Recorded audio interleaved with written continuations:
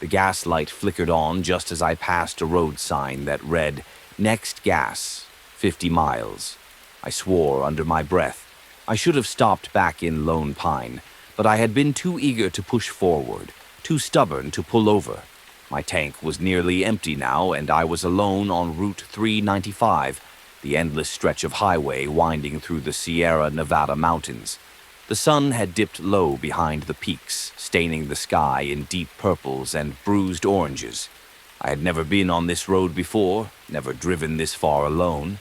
My heart pounded as I watched the gauge tick lower. Running out of gas out here wasn't just inconvenient, it was dangerous. There was nothing for miles, no houses, no streetlights, no help, just the jagged outlines of mountains and the endless darkening road.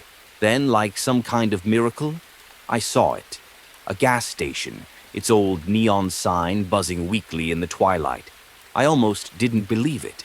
It sat just off the road, barely visible behind a stand of pine trees, the faded words "Roy's Gas and Service" flickering against the dimming sky.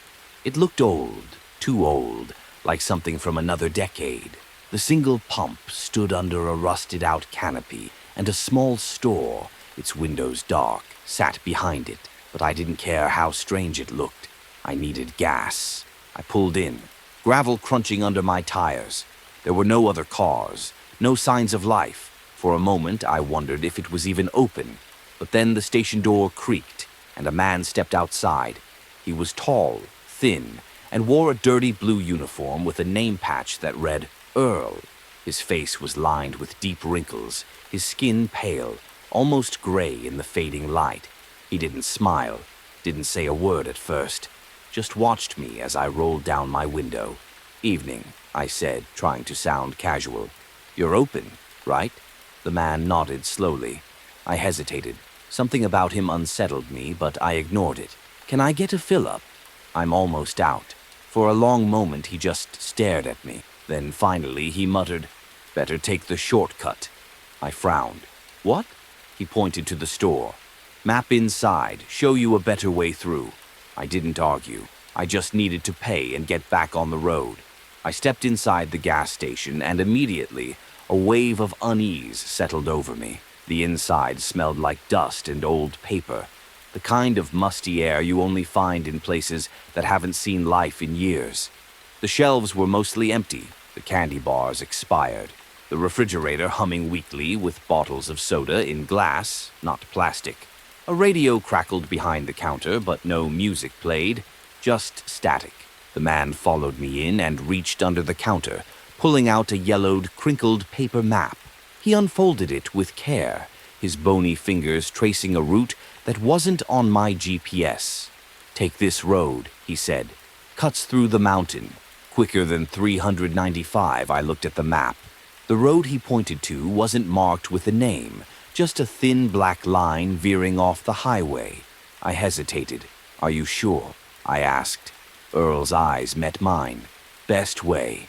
I didn't argue. Something in his voice made my skin prickle, but I was too tired to think straight. I paid in cash. His register looked too old to take cards, and hurried back to my car, gripping the map tight.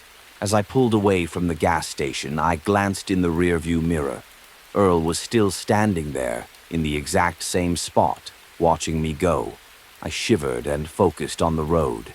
The shortcut wasn't on my GPS, but I found the turn easily enough. A narrow, winding road, barely paved, leading into the thick of the mountains. It felt wrong almost immediately. The trees pressed close, their branches reaching over the road like skeletal fingers. The farther I drove, the quieter it became. No wind, no crickets, no sound at all except for my tires crunching gravel. Then my headlights caught something up ahead, a car. It was old, 1950s old, and it sat abandoned in the middle of the road, its doors wide open, its interior stripped and rotting.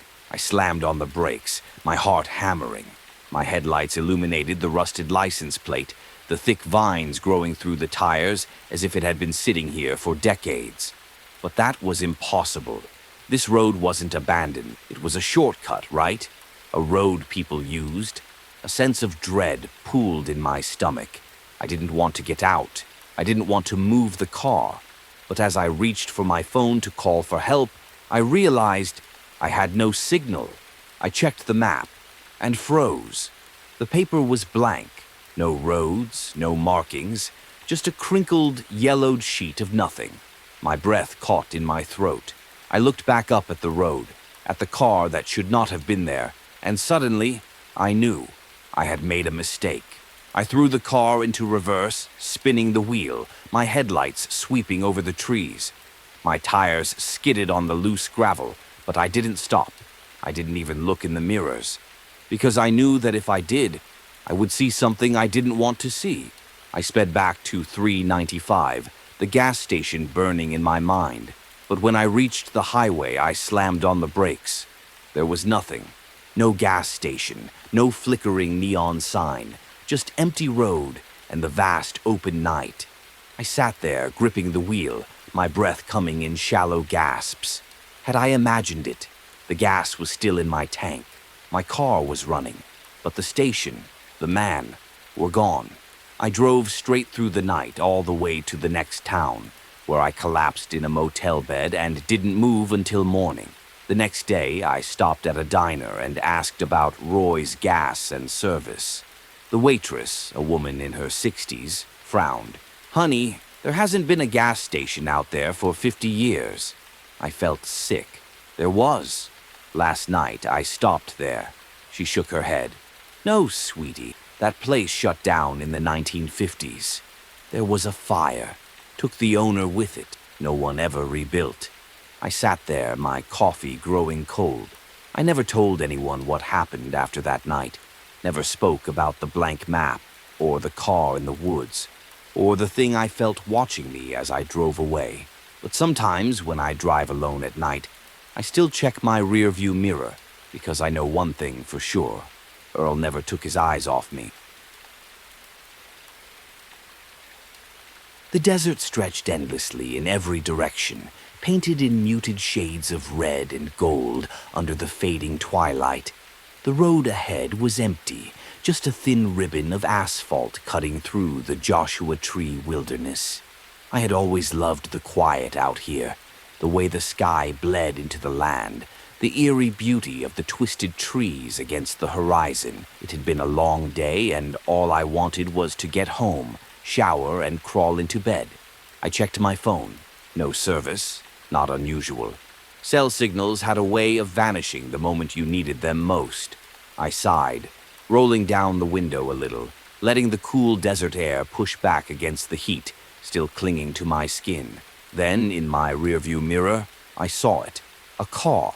An old black sedan, its headlights glowing dimly in the distance. I hadn't noticed it before, but then again, I had been lost in my own thoughts. Maybe it had been behind me this whole time. Maybe I was just tired and overthinking things. I shook my head, brushing the unease away. Still, as I drove, the car remained. It didn't speed up, didn't slow down. Just followed, steady, unchanging. I pressed my foot a little harder on the gas.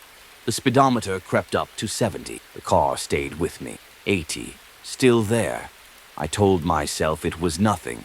Coincidence. Maybe someone else making the long trek home. It was a lonely stretch of road after all, but something about it didn't feel right. The sky darkened, the desert swallowing the last light of day. My headlights illuminated the cracked pavement ahead, casting long, flickering shadows across the Joshua trees. The road twisted, rising and falling over gentle hills, and every time I checked my mirror, the sedan was there. I needed to shake this thing. I spotted a small gas station up ahead, a run-down little place, the kind that still had an old rusted-out pump and a faded neon sign buzzing faintly in the night. Without hesitating, I flicked on my blinker and pulled in. The tires crunched against the gravel as I came to a stop. The sedan didn't follow. For a moment, I let out a breath I hadn't realized I was holding. Maybe I'd been paranoid. Maybe it really had been just another car on the road, heading somewhere else. I stepped out, stretching my arms as I walked toward the small convenience store attached to the station. The clerk inside barely glanced up from his magazine, the fluorescent lights humming above him. I grabbed a bottle of water from the fridge, forcing myself to shake off the lingering tension. Then I glanced out the window. The black sedan was parked across the street, engine off, headlights dark, just sitting there, watching. My stomach twisted. I walked up to the counter, setting my bottle down with shaky fingers. "Hey," I said, trying to sound casual. "That car over there, do you know who drives it?" The clerk didn't look up, just smacked his gum, flipping a page. "What car?" I turned to point, but when I looked again, it was gone. I blinked. The street was empty. The night was still. I swallowed hard, forcing a chuckle. Never mind.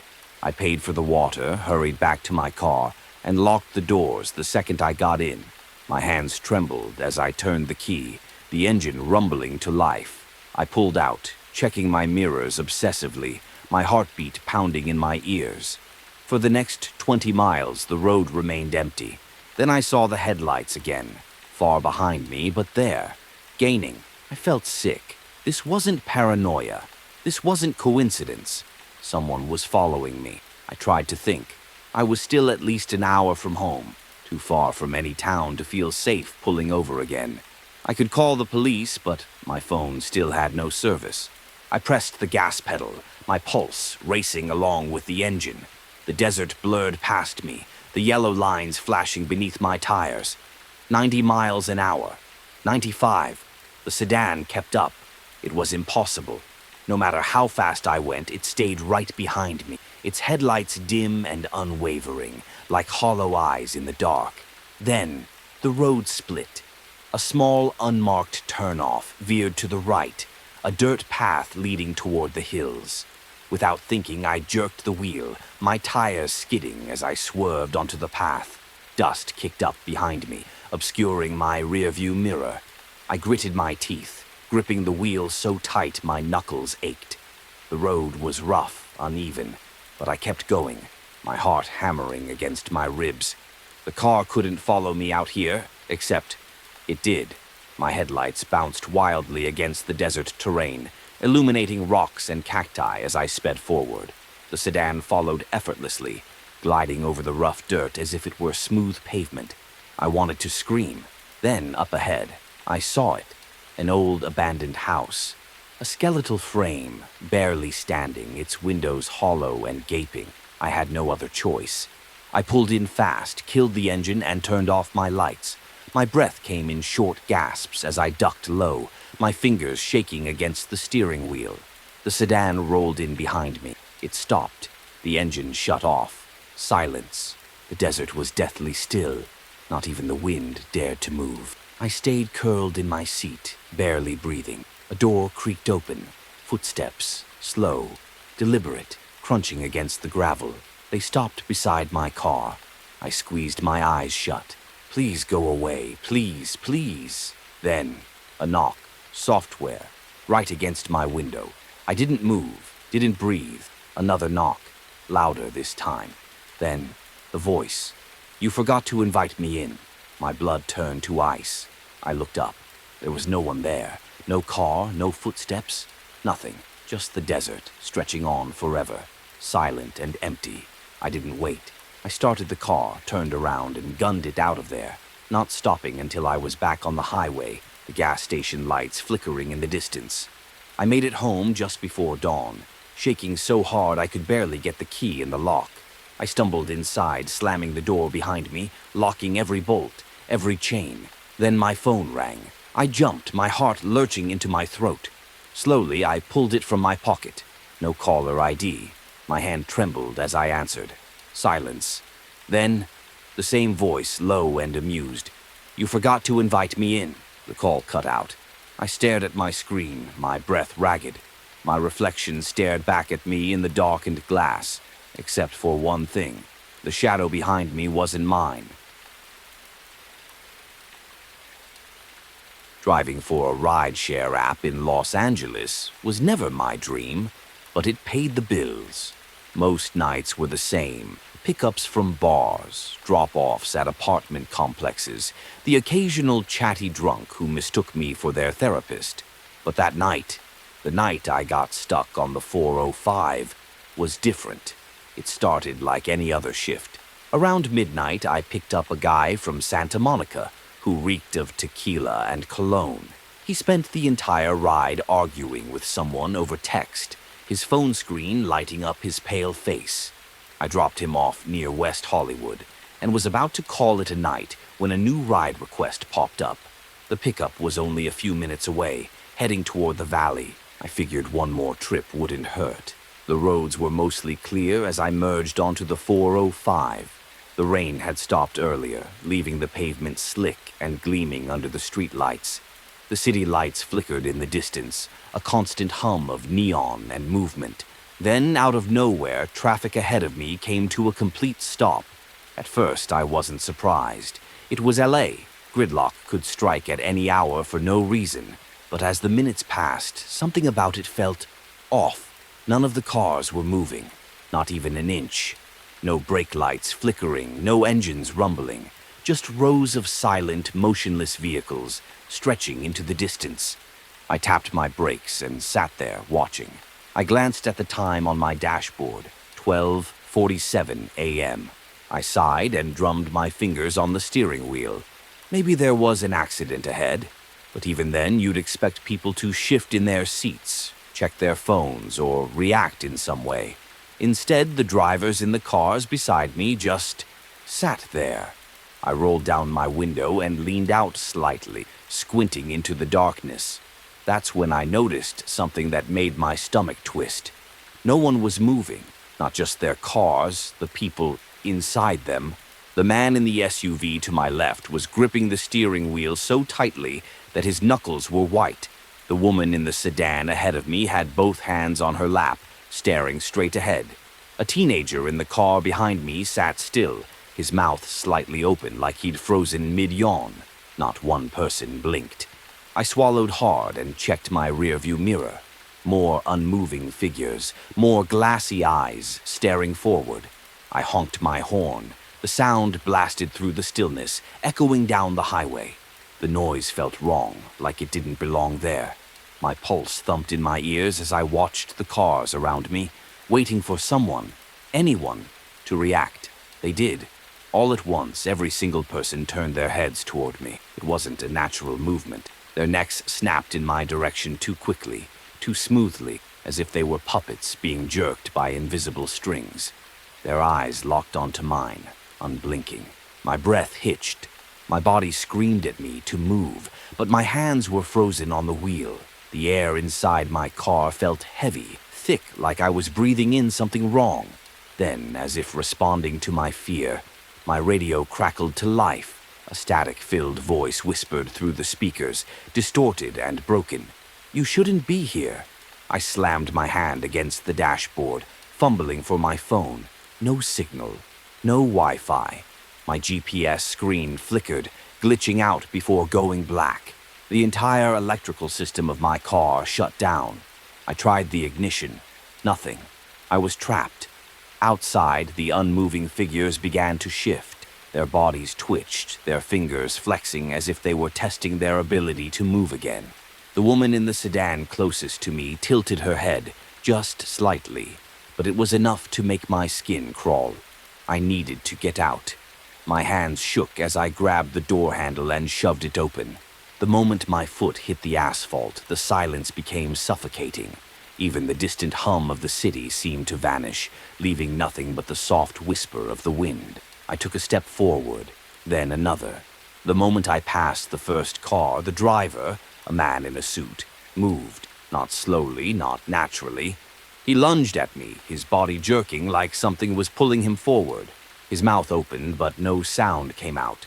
I stumbled backward, heart hammering against my ribs.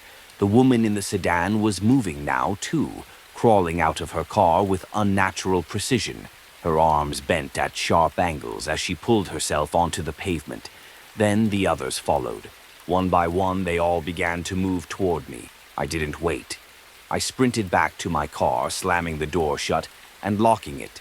My hands fumbled over the ignition, praying for the engine to start. Outside, the figures were still approaching, their expressions eerily empty. "Please," I muttered, turning the key again. The radio crackled, the voice returning. This time, clearer. Don't look back. The engine roared to life. I didn't think. I didn't hesitate. I slammed my foot on the gas, swerving onto the shoulder and speeding past the motionless cars. The figures didn't chase me. They simply stood there, watching, their heads slowly tilting as I passed. I didn't stop driving until I saw street lights again, until the city came back into view and the world felt normal. By the time I got home, my phone was working again. My GPS was fine. I checked the news, scoured social media. Nothing about a traffic jam on the 405. No reports of accidents. Nothing. It was like it never happened. The next day, I drove back in daylight, my hands gripping the wheel tighter than usual. The stretch of road looked normal. The same billboards, the same exit signs. But as I passed the spot where it had happened, I saw something that made my stomach drop. A car parked on the side of the road. Empty. The door was left slightly open, and inside, on the dashboard, sat a rideshare phone mount, just like mine. I didn't stop. I didn't report it. I just kept driving.